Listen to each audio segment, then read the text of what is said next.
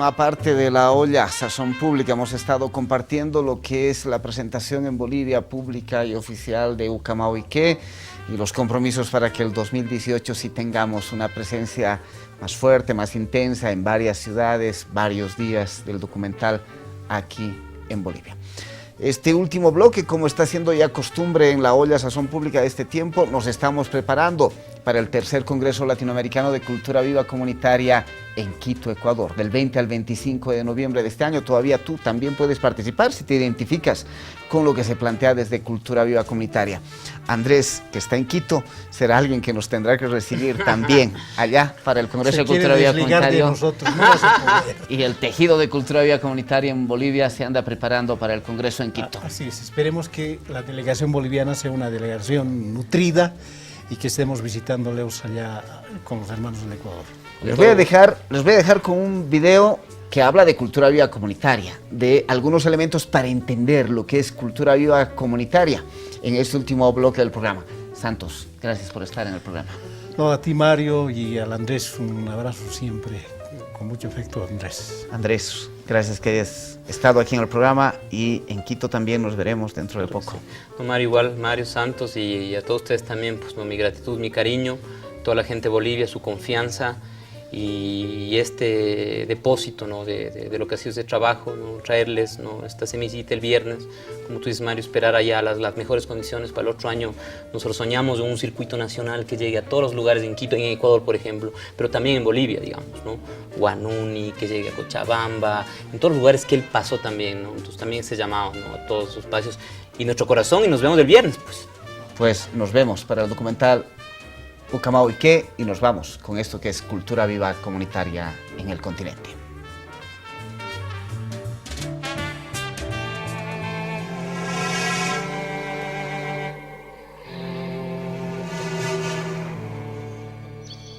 Para comenzar a comprender estas nociones sobre cultura viva comunitaria, o lo que denominaríamos mejor más contemporáneamente las culturas vivas comunitarias en plural, es importante mirar que justamente la noción de cultura, el concepto de cultura, se extendió en su uso en Europa hacia el siglo XVIII y siempre tuvo una mirada más o menos plural, una mirada para entender que lo cultural era de distintas culturas. Y sin embargo, aquí es importante señalar que en esa construcción de la modernidad y del discurso occidental construido en Europa fundamentalmente, las culturas tenían diferencias fundamentales. Había unas más desarrolladas que otras. Había unas más civilizadas que otras, que eran las atrasadas. Esa más civilizada, más desarrollada, por supuesto, era aquella que brotaba de la modernidad occidental en Europa. Desde esas perspectivas, hubo tres elementos, podríamos decir, fundamentalmente, de la configuración de lo que se empezó a denominar en el discurso moderno las culturas populares. Las culturas populares estaban ligadas a lo que podríamos denominar las culturas nacidas desde el mundo campesino. Se atacó mucho la tradición en la Europa moderna, en el surgimiento de la modernidad europea.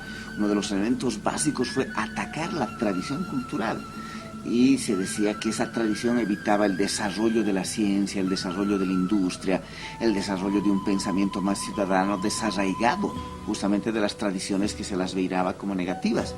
Entonces a esas tradiciones se las empezó a folclorizar, se les quitó cosmovisión, se les quitó visión del mundo, se les quitó modos de vida que pudieran constituir la política, la economía, y como en la modernidad se estaban separando e independizando estas esferas de la vida, se redujo esas tradiciones culturales propias del pueblo, de sectores campesinos, a lo que denominaríamos folclore. La música, la danza, la vestimenta, una fiesta, la comida, y se le quitó el contenido político, los modos de vida, el contenido más profundo de esas culturas, dejándolas en puro ritual festivo de corte folclorizado. Ese fue un elemento. Un segundo elemento para caracterizar ya las expresiones culturales de los sectores más de élite, y no los sectores más populares, sino esos sectores más de élite, tuvo que ver con que se redujo lo cultural a lo que se conoce también como bellas artes. Es decir, la cultura fue reducida al tema artístico. la danza, la música, el arte plástico, la literatura, etcétera, etcétera, aquellas mismas expresiones populares, pero a esto no se le denominaba folclore. Lo que venía de los sectores populares era denominado folclore. Lo que venía de los sectores de élite era denominado artes o bellas artes. Entonces se redujo la cultura a ese proceso de bellas artes.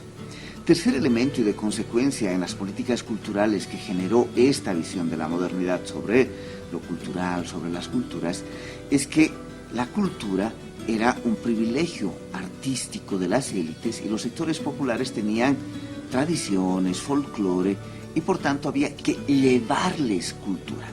La tarea del Estado y las políticas culturales era permitir que la cultura se universalice llevándoles actividades de las bellas artes, llevarles en ese buen camino de la civilización y del desarrollo cultural, o llevarles formación, al llevarles había un proceso de consumo cultural, esta era la idea central, que se lleve para que los sectores populares también consuman. Entonces las políticas tendían a ver cómo las expresiones de bellas artes lleguen a los sectores populares, pero también se forme a la gente porque su tradición, su folclore se iba a reproducir nomás en su vida cotidiana y había que generar procesos de formación artística para cualificar, en este caso, las posibilidades culturales, artísticas, espirituales de la gente. Entonces, sobre estos tres elementos es clave, hay muchos más, pero estos tres son unos tres elementos claves. Un proceso de folclorización de las culturas populares que llevaba a quitarle su valor como cosmovisiones, su valor como propuestas políticas, su valor como modos de vida, como maneras distintas de entender la vida. Segundo, que lo que era cultura desde las élites y desde el poder se convirtió fundamentalmente en bellas artes, y que eso era cultura, aunque eran las mismas dimensiones que los sectores populares. En la noción de bellas artes, este era el verdadero arte, la verdadera cultura, lo más cercano a la civilización y el desarrollo. Y tercero, la tarea de las políticas y los estados era llevar la cultura, democratizar esa cultura vinculada a las bellas artes de las élites a los sectores populares, llevándoles, haciéndoles consumir artes más de élite y generando procesos de formación sobre esas artes, porque lo folclórico del pueblo se aprendía nomás en la vida cotidiana. ¿Cuáles fueron esas reacciones desde los sectores populares ante estas lógicas culturales de folclorización de las culturas propias, de las culturas campesinas y de las culturas populares urbanas, bajo ese denominativo de mestizo después de la Revolución del 52? ¿Cuál fue la reacción frente a esta suerte de expandir la cultura de élite o las bellas artes y de ese discurso de las políticas de que la gente tiene que acceder? Pues aparecieron una serie de discursos, especialmente en la década de 1960, 1970, vinculado a lo alternativo y muy ligado a las culturas populares. Desde estas perspectivas, en el caso boliviano especialmente, pero también en gran parte del continente, se empezó a valorizar las llamadas culturas populares, diciendo que allí estaban los valores fundamentales de los procesos de cambio, de liberación, de revolución.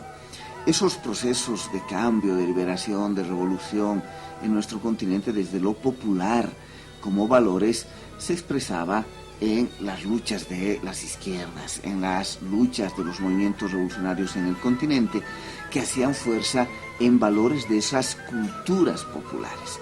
Y ahí aparecieron una cantidad de movimientos vinculados a lo cultural. Por ejemplo, los movimientos de cultura popular, centros culturales vinculados al teatro popular, a la comunicación popular, a la educación popular. Se empezó a hablar de arte popular, se empezó a hablar de expresiones culturales, de música popular. Y la música popular, el teatro popular, tenía que tener formas cercanas a los sectores populares, pero también contenidos liberadores, revolucionarios, de transformación y con valores de esas culturas populares. Entonces, lo popular fue resignificado en ese sentido. Y entonces lo popular empezó a tener carácter liberador, revolucionario, pero al mismo tiempo no se miraba la totalidad de esas propuestas. Entonces la música popular estaba ligada a la canción social, a la canción política y en muchos casos de sectores de clase media, y no se asumía como canción popular, música popular, a otro como el nacimiento de lo que se denominaba, entre comillas, viendo que ya había un uso peyorativo en ese lenguaje el folclore de los sectores campesinos y rurales indígenas en espacios urbanos de los años 60, o la música autóctona de las comunidades. Eso era más popular en un sentido de que era muy común, muy masivo, pero no era liberador, no era revolucionario. Lo revolucionario era lo que se producía con intencionalidad revolucionaria. Pero hubo una revalorización profunda de lo popular en varios grupos, y así surgieron centenares, miles de experiencias de cultura popular en el continente, vinculados a centros culturales, a teatro, a cineclubs, donde se hacían debates vinculados a experiencias de educación popular, de comunicación popular, a experiencias artísticas populares en casi todo el continente.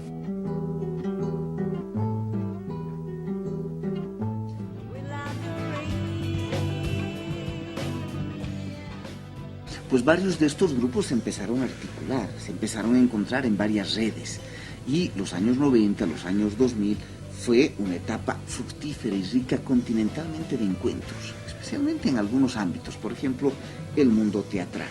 El mundo teatral permitió el encuentro de varias de estas redes y generó desde estas redes la posibilidad de encontrarse articulaciones continentales que empezaran a hablar de esto, los grupos culturales, el campo cultural como sujeto de transformación, y generaban organicidad. Desde ahí aparecieron alternativas. Y algunas de esas alternativas se plantearon como fundamentales para entender ese movimiento, ese torrente que denominamos cultura viva comunitaria, que es diverso y plural. Por eso también se denomina culturas vivas comunitarias. Entonces, estas experiencias de culturas vivas comunitarias, a estas alturas, en los años 2000, después del 2010, en el momento contemporáneo, se convierten en una articulación vigorosa continental. Se articulan en la plataforma Puente de Cultura Viva Comunitaria. Posteriormente, el año 2013, nace el Consejo Latinoamericano de Cultura Viva Comunitaria, expresión más orgánica de estos movimientos. En el caso boliviano, el Movimiento de Cultura Viva Comunitaria organizará el primer Congreso Latinoamericano de Cultura Viva Comunitaria el año 2013, en mayo.